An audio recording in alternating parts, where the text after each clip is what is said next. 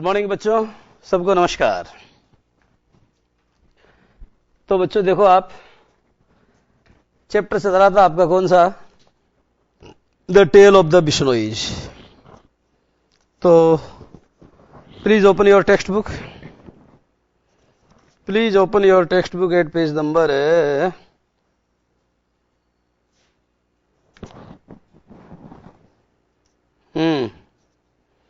देखो बच्चों, open your text book at page number 45। देखो बच्चों, आपको जो लास्ट वाला पैराग्राफ है ये मैं आपको समझा रहा था, ठीक है? तो जरा ध्यान से इसको सुनेंगे।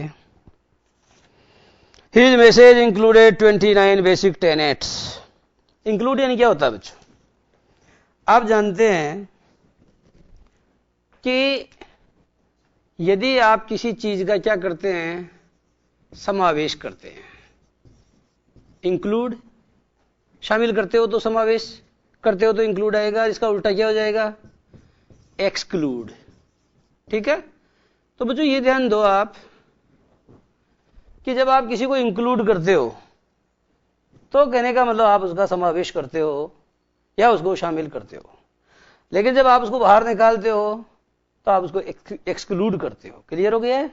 तो इस मैसेज इंक्लूडेड माने उनके संदेश में समावेश था या उनके संदेश में सम्मिलित थे। क्या बच्चों?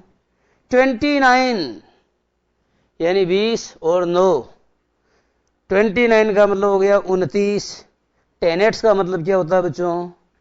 टेनेट्स का मतलब होता है मौलिक शिक्षाएं। मौलिक यानी बेसिक का मतलब जानते हो, मौलिक होता है, फंडामेंटल होता है। टेनेट्स का मतलब होता है बच्चों नैतिक शिक्षा, मोरल एजुकेशन, एक प्रकार से नैतिक सिद्धांत।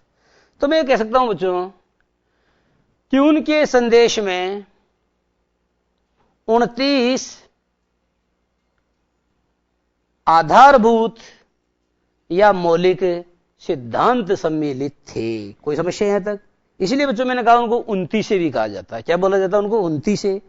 आगे वाला सेंटेंस देखो बच्चों, इट्स 2 मेजर कमांडमेंट्स वर। इसके जो 2 मुख्य बच्चों क्या थे? कमांडमेंट। जानते हो कमांडमेंट? कमांड यानी तो सब जानते हो ना, ये सब देखना बच्चों। COMMAND, कमांड यानी बच्चों क्या होता है? सब जानते हो, आदेश होता है। अब बच्चों मैंने इसमें मेंटोर लगा दिया तो कमांडमेंट का मतलब क्या हो जाएगा? धर्म प्लस आदेश। धर्म प्लस आदेश बराबर क्या हो जाएगा बच्चों? धर्मादेश। ये क्या हो जाएगी? ये स्वर संधि हो जाएगी। ठीक है? धर्मादेश। तो इसमें बताया गया है कि बच्चों it's 2 major commandments were. Major मानी क्या होता है? मेजर मानी होता है बच्चों क्या होता है? जरा ध्यान देना। देखो ये है मेजर। इस मेजर को कह सकते हैं आप बच्चों मेन। इसको आप कह सकते हैं बच्चों चीफ। इसको आप कह सकते हैं प्रोमिनेंट। क्या कह सकते हैं? इसको आप कह सकते हैं प्राइम। ठीक है? तो बच्चों ये सारे इसके क्या है? सिनोनिम्स हैं। तो इसमें दिया गया है कि इट्स 2 मेजर कमांडमेंट्स वर, माने इसके 2 मुख्य धर्मादेश थे। कौन कौन से थे? A prohibition against the cutting down of any green tree. किसी भी हरे वृक्ष को काटने के बच्चों विरुद्ध है। किसी भी हरे वृक्ष को काटने के विरुद्ध क्या था बच्चों? निषेध था। तो ए प्रोहिबिशन अगेंस्ट, ध्यान दो बच्चों, ये जो है ना prohibition, prohibition of, prohibition of. तो ये बच्चों ऑफ का प्रयोग न करके अगेंस्ट का प्रयोग करना सही माना जाएगा। ठीक है? A prohibition of cutting down of any green tree जैसे नहीं बोलना चाहिए। ऑफ की एवज में क्या लगाना पड़ेगा? अगेंस्ट। और अगेंस्ट का मतलब जैसे बच्चों कोई डोली है, कोई दीवार है और आप उसके दत के खड़े हो, आप क्या बोलोगे? अगेंस्ट का प्रयोग करोगे। जैसे he is leaning against the wall, he is leaning against the wall, अर्थात वो दीवार की क्या दत करके खड़ा है। तो बच्चों लीनिंग क्या आएगा, अगेंस्ट आएगा। बात समझ में आ रही है। अगर बच्चों आप जैसे मान लो किसी की शिकायत करते हो, जैसे ही कंप्लेंड अगेंस्ट द पियोन, उसने पियोन की शिकायत करी, तो ही कंप्लेंट ऑफ द पियोन नहीं आएगा, कंप्लेन अगेंस्ट होता है। ध्यान दो बच्चों, कंप्लेन, यह कंप्लेन, तो यहां क्या लगाओगे, अगेंस्ट लगाओगे, न कि ऑफ लगाओगे। बात समझ में आ गई है। एक शब्द आता है बच्चों प्रोटेस्ट, PROTEST। तो प्रोटेस्ट यानी क्या होता है, जैसे मान लो ही प्रोटेस्टेड अगेंस्ट, नहीं, प्रोटेस्ट में बच्चों अगेंस्ट अंडरस्टूड होता है, इसलिए प्रोटेस्ट के बाद में आपको अगेंस्ट का प्रयोग करने की आवश्यकता नहीं है। प्रोटेस्ट का मतलब होता है बच्चों किसी का विरोध करना, तो जो के विरुद्ध वाली बात या के खिलाफ वाली बात है वो बच्चों इसमें अंडरस्टूड है। इसलिए जब भी आप प्रोटेस्ट बोलते हैं तो आपको उसके आगे अगेंस्ट लगाने की आवश्यकता नहीं होती है, नहीं लगाना चाहिए। अब बच्चों मैं आपको कंप्लेन के बारे में समझाता हूं। इधर देखना, बहुत कंफ्यूज रहते हैं बच्चे। एक तो है बच्चों कंप्लेन, माने शिकायत करना होता है, ध्यान दे लेना। अब कोई पूछे कि साहब ये वर्ब है तो इसकी फिर ये तो फर्स्ट फॉर्म हुई ना, जी हां, सेकंड फॉर्म बताओ। तो देखो बच्चों COMPLAINED,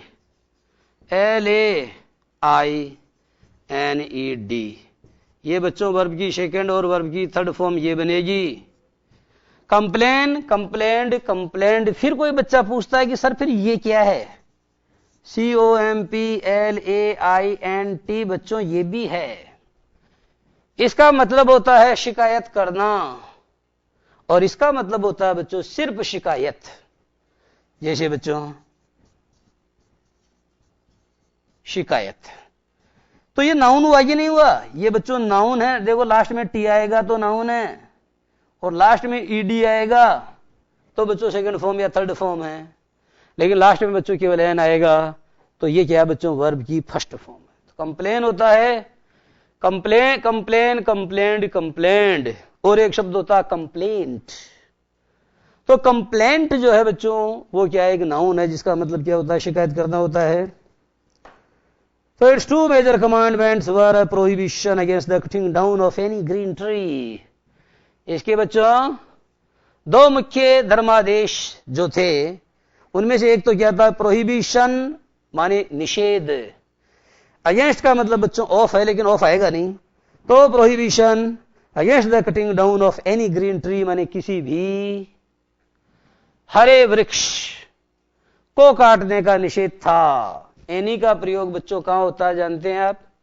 एनी का प्रयोग बच्चों वैसे तो अफर्मेटिव सेंटेंस में कभी नहीं होता, केवल नेगेटिव और इंटेरोगेटिव सेंटेंस में होता है।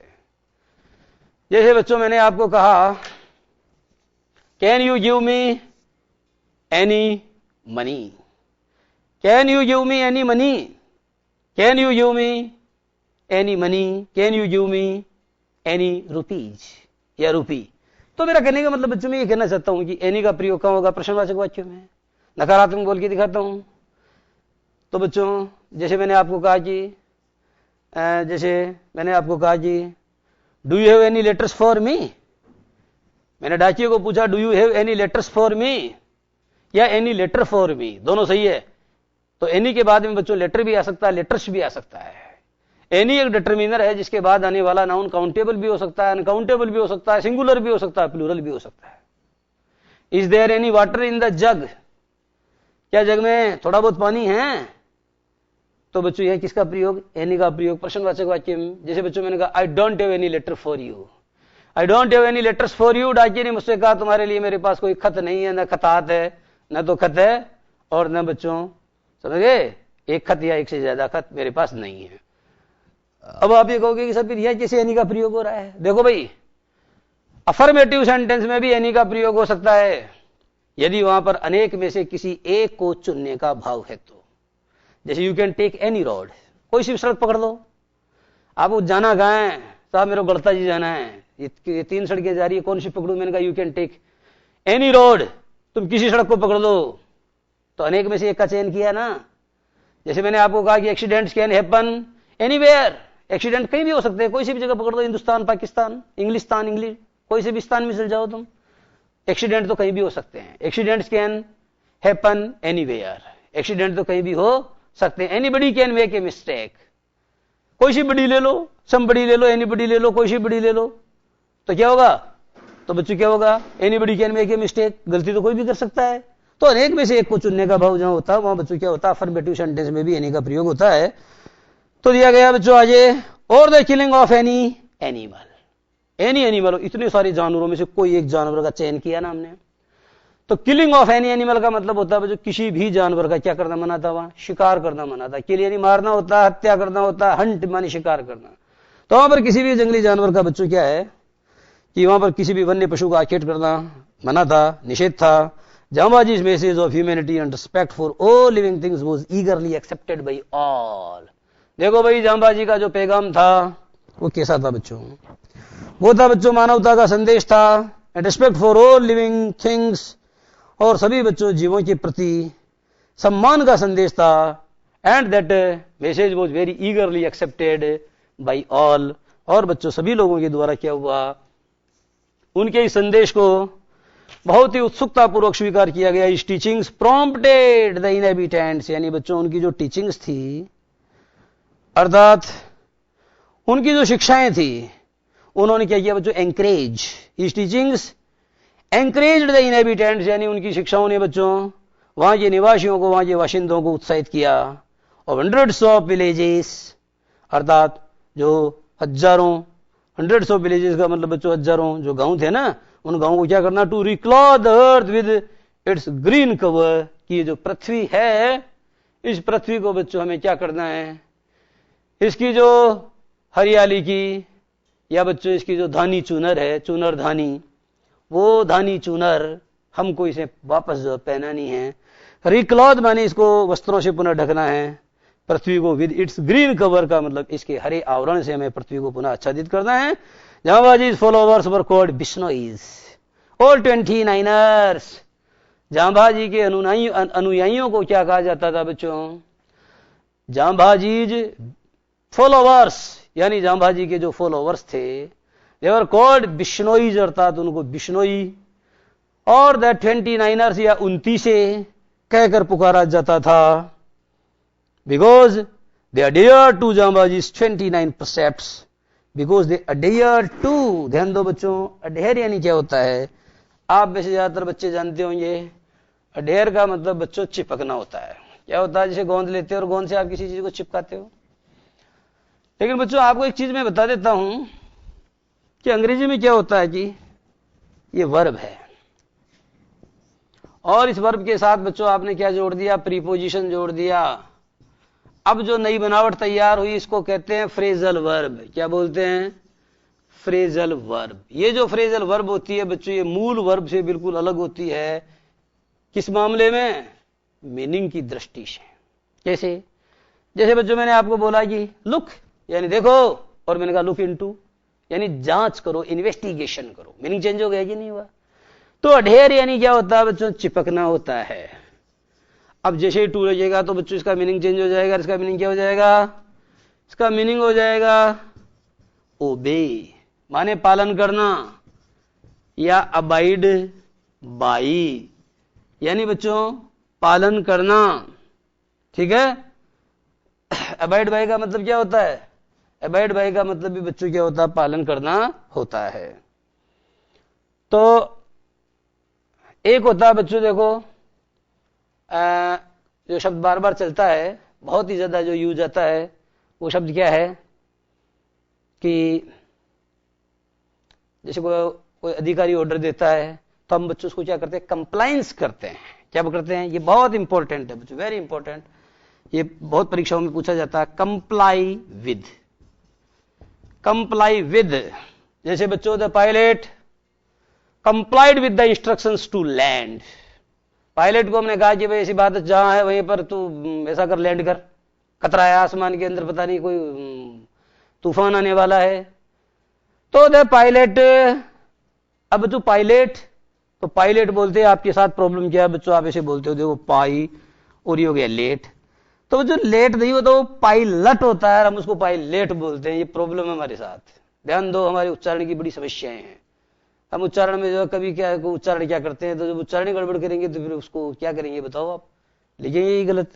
और अपन तो फिर भी जो है कि उच्चारण सही करते हैं। तो हिंदी में उच्चारण है जैसे है, क्या उच्चारण होगा, तो बच्चों आप जानते हैं इसका उच्चारण होता है द्विमुखी, द्विमुखी, ठीक है।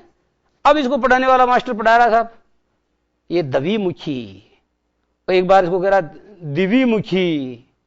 तो कहने का मेरा मतलब यह है कि उच्चारण जहां गलत होता है वहां वर्तनी जो है वो गलत होने की संभावना फिर ज्यादा हो जाती है।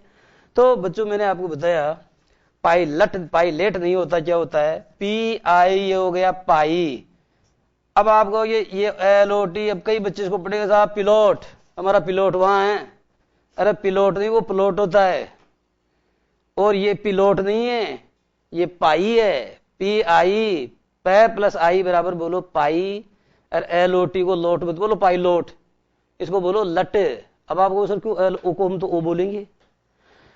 अगर तुम ओ बोलोगे तो फिर बच्चों मुझे ये भी बताओ कि इसको SON को भी सोन बोलो, सोन, SON को सोन बोलो, और SUNDAY इसको शुंडे बोलो, तो नहीं बोलोगे ना।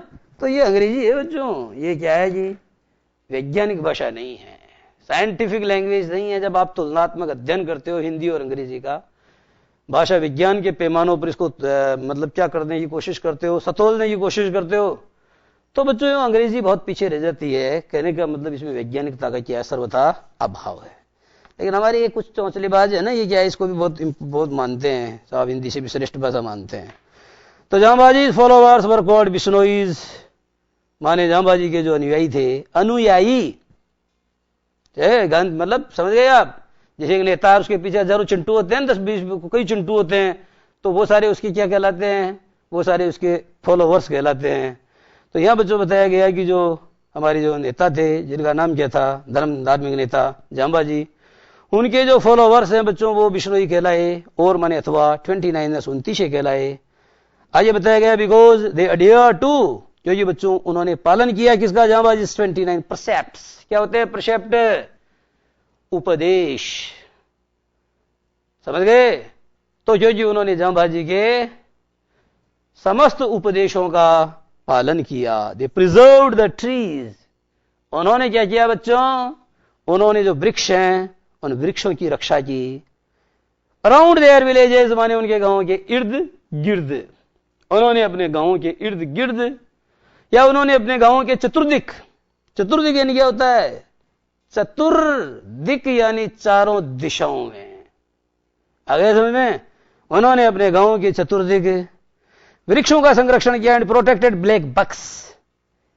और बच्चों उन्होंने क्या किया, दे प्रोटेक्टेड ब्लैक बक्स, यानी उन्होंने कस्तूरी मृगों, या जो काले हिरण जानते हो बच्चों, ताल छापर अभ्यारण्य के बारे में पढ़ते हो कि नहीं पढ़ते हो। ताल छापर अभ्यारण्य में क्या पाए जाते हैं, काले हिरण पाए जाते हैं, ठीक है बच्चों। तो ये जो काले हिरण है ना, गजेला गजेला पढ़ते हो, चिंकू है ना, तो इस तरीके की बातें आप पढ़ते हो जीके में। एंड प्रोटेक्टेड ब्लैक बक्स, और बच्चों उन्होंने क्या किया, जो ब्लैक बक होते हैं अर्थात जो काले हिरण होते हैं उनकी हिफाजत की। चिंकारा, चिंकारों को बचाया। पी फाउल लिख लेना बच्चों, पी फाउल बहुत इंपॉर्टेंट शब्द है, आएगा नहीं तुमको, बता देता हूं पी फाउल क्या होता है।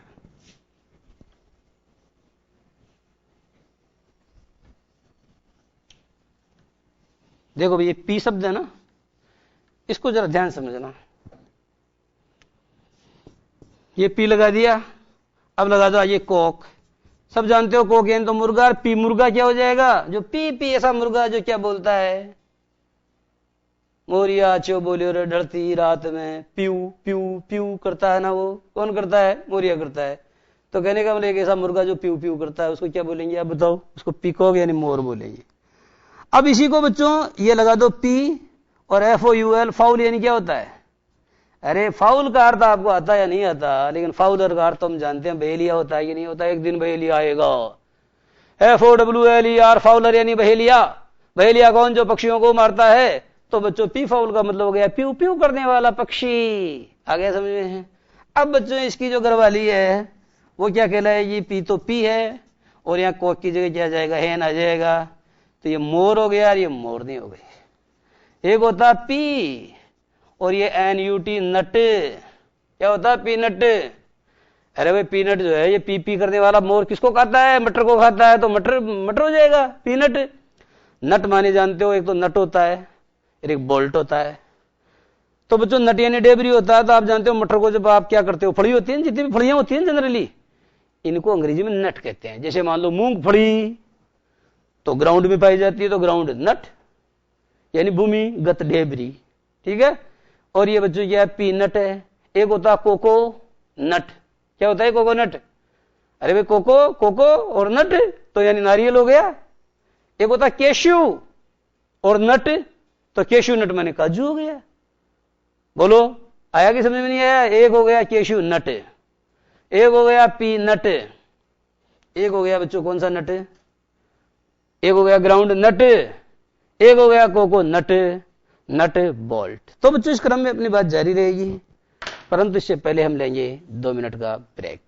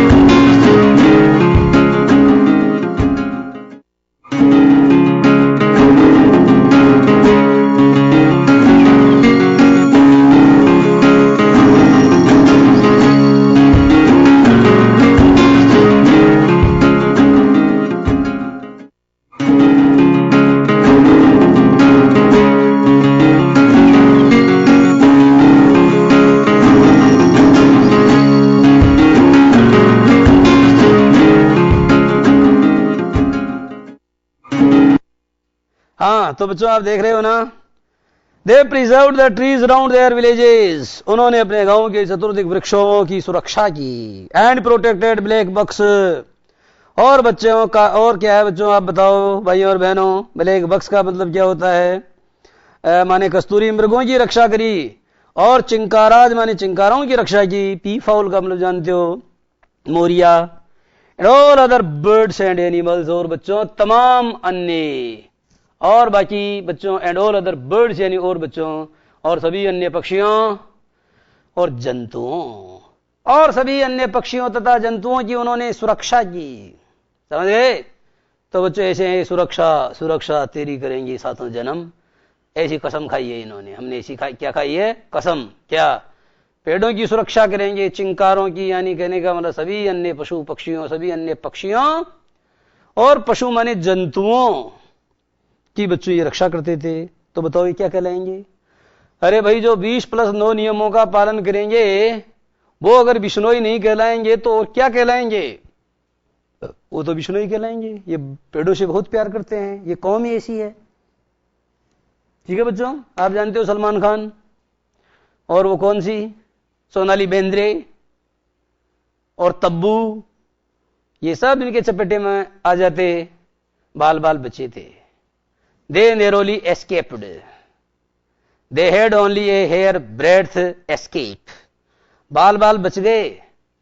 अगर इनके पकड़ में आ जाते तो सलमान यहां नहीं होते। सलमान कहां होते बच्चों? सलमान जो है इस दुनिया में नहीं होते, हॉलीवुड बॉलीवुड में कहीं भी नहीं होते। तो इस प्रकार की गलती से हमें बचना चाहिए। सलमान जैसे सितारे से ये आशा नहीं की जाती है, जब उनको पता है कि अभय सिंह के लीग के सामने इन्होंने 363 लोगों का बलिदान दे दिया, ये वो कौम है। तो इनके वहां जाकर के एक बात बताओ, अकबर भी जो प्रभावित हो गया था इनसे, अकबर भी काफी प्रभावित हुआ था, फिर भी उसको सलमान में इतनी शक्ल नहीं थी कि जो वहां गया फिर भी साहब उसी खेत में गेला। तो कम से कम भाई जब हम जानते हैं तो हमको इस प्रकार की हरकत नहीं करनी चाहिए, तो कहीं नहीं करनी चाहिए, पर खासतौर पे वहां तो करना अंगारों से खेलने के जैसा था। Gradually their territory became covered by trees, gradually their area, territory का मतलब होता है बच्चों इलाका या क्षेत्र। तो बच्चों क्या हुआ? Gradually their territory became covered by trees, यानी बच्चों धीरे धीरे, ग्रेजुअली यानी क्या होता है? धीरे धीरे। तो बच्चों देखो एक बात ये भी समझ लो, आपको एक तत्व की बात बता देता हूं। ग्रेजुअली, पहले तो इसको ग्रेजुअली मत बोल देना कहीं, क्या बोलना है इसको? ग्रेजुअली। कईयों को मैंने बच्चों इसको क्या है, ग्रेजुअली को ग्रेजुअली बोलते देखा है, क्योंकि मुझे आज भी याद है जब हम नवोदय विद्यालय में पढ़ते थे तो हमारे प्रिंसिपल जो आ गए हमको पढ़ाने के लिए, और फ्यूचर टेंस को फ्यूचर टेंस बोल रहे थे, वो फ्यूचर। आज भी जब मैं फ्यूचर टेंस पढ़ता हूं तो मुझे फ्यूचर याद आता है। अरे फ्यूचर याद आते हैं मुझे, वो गुलाब सिंह सिसोदिया जो प्रिंसिपल हुआ करते थे वो याद आते हैं, फ्यूचर।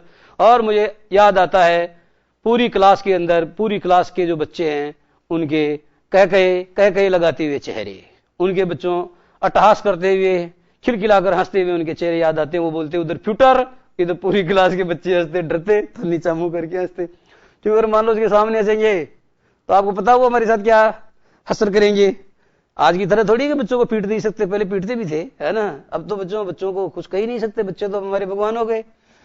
तो ये ग्रेजुअली बच्चों, इसको जो है क्या बोलना चाहिए? इसको ग्रेजुअली नहीं, ग्रेजुअली बोलना चाहिए। और ध्यान दो बच्चों, ग्रेजुअल।